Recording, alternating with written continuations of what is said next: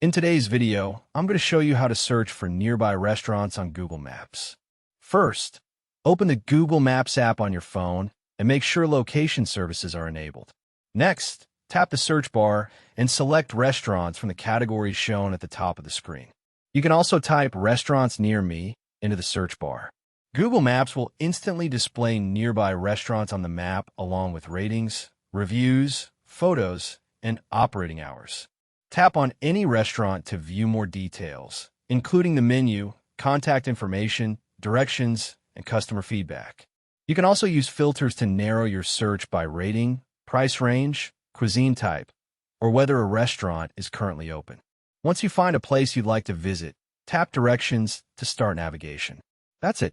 Google Maps makes it easy to discover nearby restaurants and find the perfect place to eat wherever you are. Thank you for watching this video. Please feel free to use the affiliate link in the description.